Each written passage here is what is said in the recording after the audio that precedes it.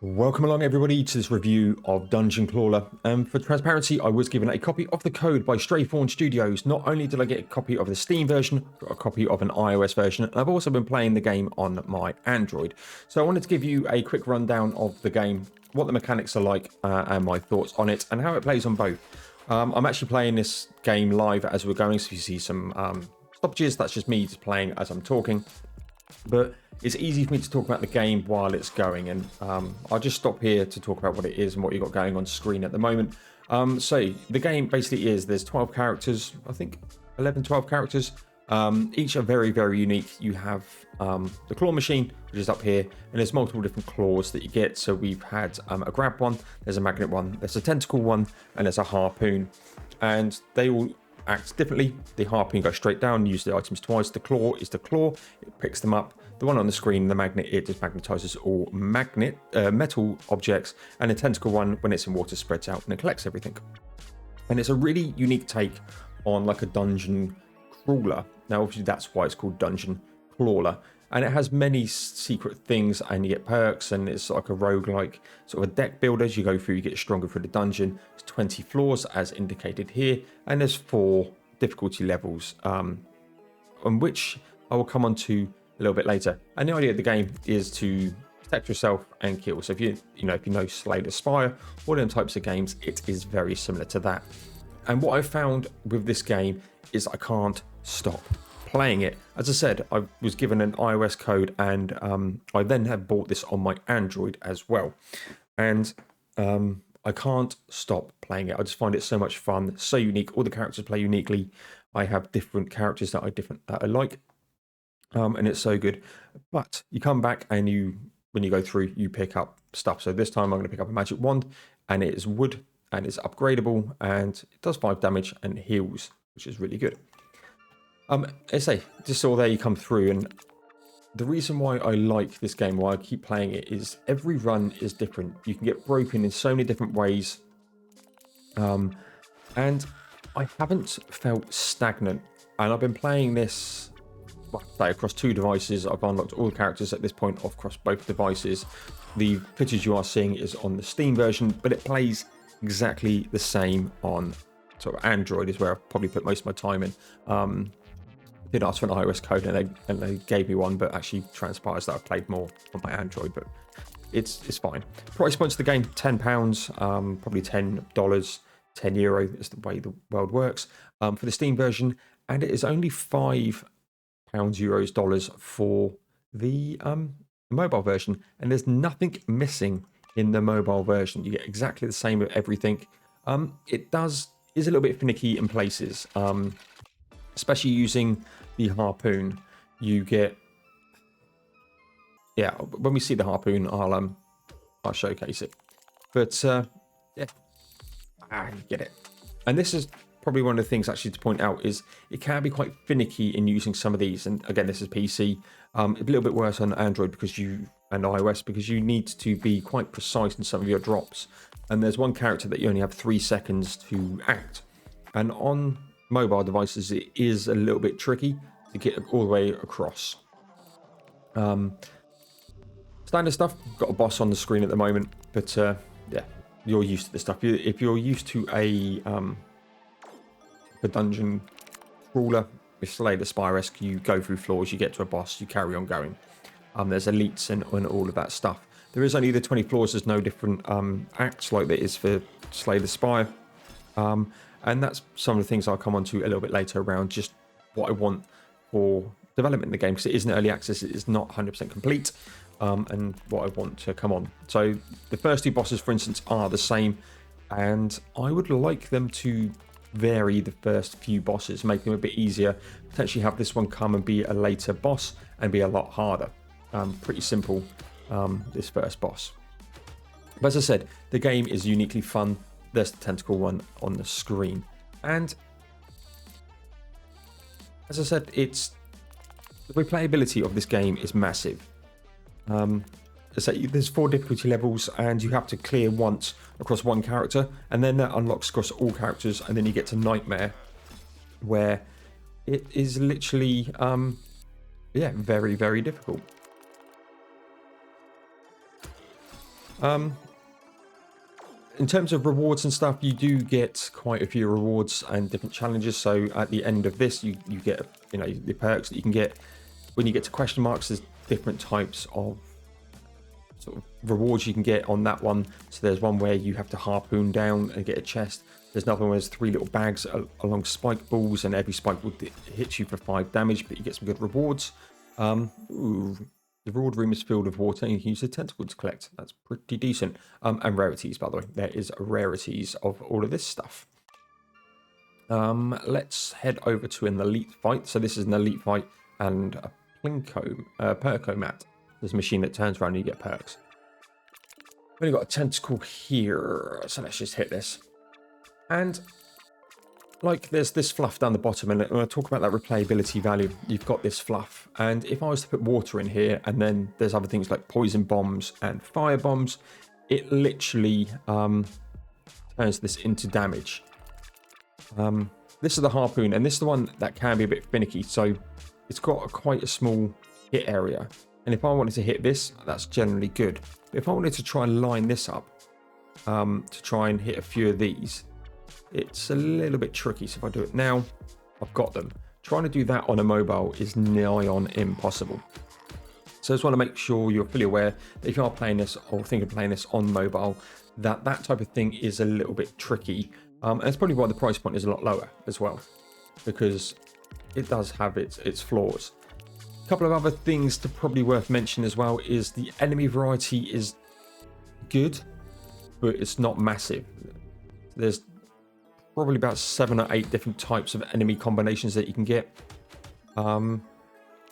And once you learn how to sort of deal with each one, what each one's strength and weakness is, this dude is really susceptible to spikes because he hits multiple times for low damage. So you can get your dodge with your brass knuckles and do some spike damage, and you just obliterate them.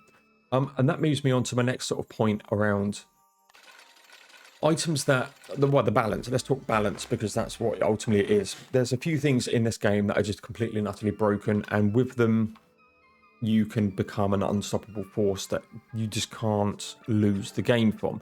So if I wanted to every single time guarantee that I would get to the last boss and I would beat him, and there's only one last boss, and again I'll come on to that in a mo, I would have spike shields and I would have brass knuckles.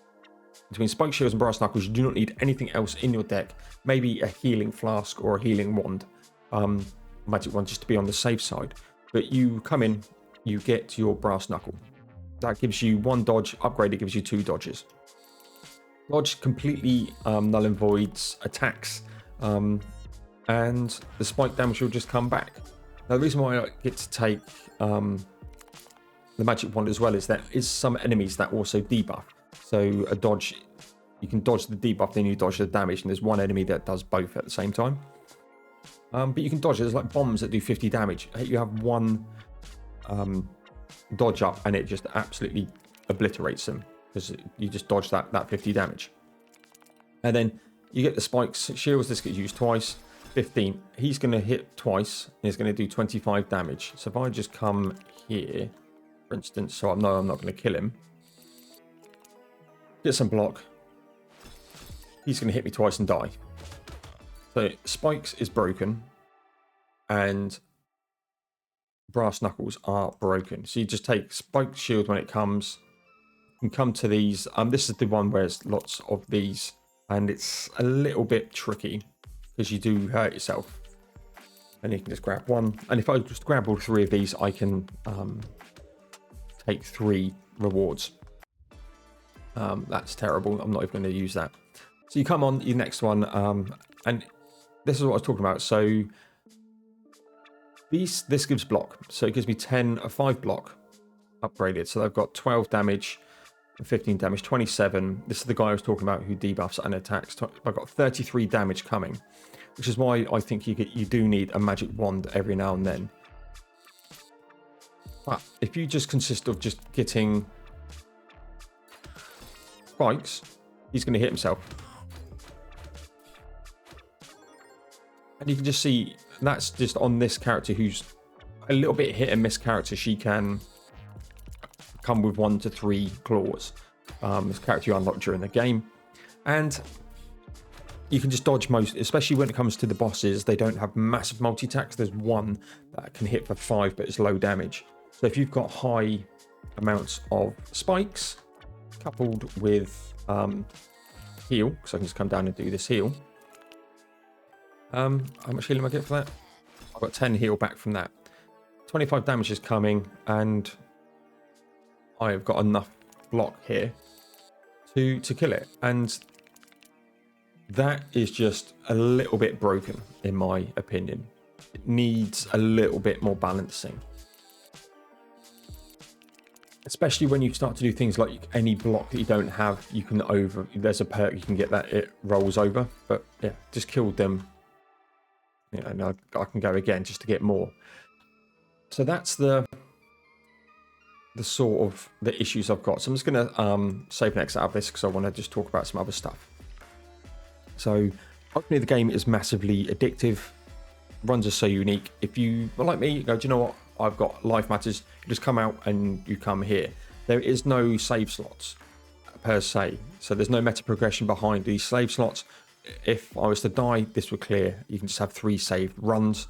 If you come to the start and pick save slot 2, you get to see all the characters. So Bunalot, Scrappy, Felina. And these things, these characters are all different. So if you look in the description here, health increased by 10, you start with block. You get a second claw that's always a magnet, which is in the magnet. And you get 1 strength if you collect at least 5 metal items. Cream Puff is a pet. Permanently fights at your side. And you start with 1 strength, and it carries your strength, and it hits them back if they attack you. This is a really unique one. Clawler cannot block damage. Heals herself for 10% of all damage dealt. So yeah, it's sort of a vampire build. Dolly is a self-damage, so you damage yourself, you damage back to them a bit more. Bunny Beaver is one of my favourites. You get a little dam at the front, and every time it survives, it increases its health. And you get 4 strength, and all wood items regain the dam's health, and they have to get through the dam to hit you. It's really good. Bernie is the 3-second one. Really, really good character to use on PC. On the mobile, it's a little bit tricky, as I said. Squiddy is properly unique. You get a tentacle claw, which is just bonkers a bit, obviously playing out with Harley Quinn. Garbage Greg, 50% of the items get removed, so everything that was left in that claw machine gets, well, 50% of it gets removed. Again, really unique. And Bunny, you get that harpoon, which is, again, probably one of my favourites. Harley Quinn is a mixture of all of them put together, but you get that variance of 1 to 3 claws. And then Chief Bunner, you retain 50% of your block, and you get 1 charge, which is like a temporary strength. Probably my least favourite character. But I want to run through them because I have cleared some of these. So if I go next with him, you see I've got the normal, very hard, and nightmare. No longer heal after defeating a boss. Massive. You have less health, and there's 2 bosses and later floors. And on my mobile version, I've actually unlocked this. So I've got every character unlocked at nightmare, and I'm just going through doing endless runs. So that's the other thing. Once you clear the game, you can just keep doing endless runs. You can just keep endless. Once you've beaten that final boss, you just keep going and keep going and keep going and see how long you can go. Haven't really experimented too much in that, but just wanted to show this. And if you go into hard, I can click here, and then all of the characters that I've cleared the game with, I could do it. So if I wanted to do Anne Bunny's one, for instance, I can get a harpoon as my main claw, or I could heal myself 10% of all damage dealt. Proper good, that one. That one's not too bad, but I'd probably pick this one. And now to do this, I now have this modifier, and you get another one at very hard, another one at nightmare, so I could have 3 of them on there. So that sort of is an overview of the game, what I like, what I sort of don't like in the balancing aspects. What do I want to see going forwards? There's a couple of things I want to see. There is only one final boss. I want that to be a bit more different. I want more final bosses. I want, once you've cleared normal, I want probably varieties for hard, very hard, and nightmare, because it gets repetitive when you get to the end. There's a whole build around collecting money. The final boss is about collecting money, and if you don't blitz down that final boss while doing that build, he ramps up so difficult that if you don't have brass knuckles, you are not going to survive, because for every gold you get, he gains strength. Yeah, and he can just snowball out. You've got to be really careful. So yeah, a bit of variety. Probably, again, normal, keep that final boss, but tweaks. Maybe there's like 4 or 5 different final bosses that you can get, and they just rotate through on here. I think that'd be useful. I think the first 2 starting bosses need to, again, probably for hard, very hard, and nightmare, again, roam. Keep it all the same for normal, but more roaming within that harder difficulties. More sort of basic enemies, I think. When you play the game for a while, they do get a bit stagnant. I think a little bit more of that enemy variety, some compositions, or just, you know, again, as you go through these difficulties, they gain access to new abilities. I've been doing a run of Loop Hero recently, just playing that just on, you know, on my phone again. And what I like about that is as you go through the harder difficulties, they gain more abilities. And I think that is something this game needs, just to throw it up, because you can get through hard, very hard, and into nightmare pretty quickly because there's nothing else changed. The same strategies apply. You just need to heal after defeating the boss. But as long as you know you need health, you take a couple of health items with you and you can bring that back up, or you run Count Clawler's Lucky Port where you heal 10% of your damage, and you can do some obscene damage with this in some of the builds that you've got. So yeah, just a couple of tweaks going through the difficulties. I think we'll just keep it fresh on that. And then that's sort of about it, really. There's 20 levels. It probably takes you about 30 minutes per run. Again, you can save on that.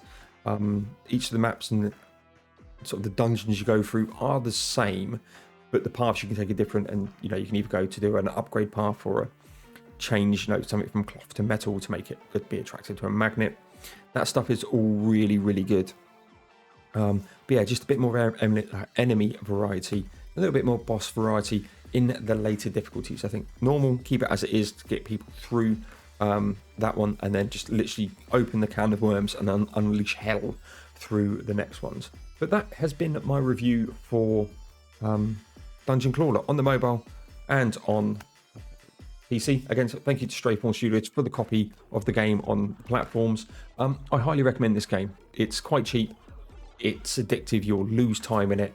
If you're on a journey, you can do it. I gave my mobile to my grandkid and he loves it. He loves claw machines, and he was just in there, was playing it for like a couple of hours, absolutely loved it. And me as a, you know, mid-40 gamer, yeah, I loved it as well, because there's a bit of strategy behind it. It's just a really, really good, unique game, and it deserves all the praise it's getting. Currently sitting at very positive on reviews on Steam as well. Link in the description down below if you are interested in the game for Steam. And it's on iOS App Store and the Play Store if you're interested on that. But yeah, this has been Dungeon Clawler. I'll probably try and do some more content for this, but I've done a showcase of all the characters if you want to see them in more depth. That'll be linked in the playlist to this video. And yeah, Dungeon Clawler, very good. Check it out, and I'll see you all in the next one.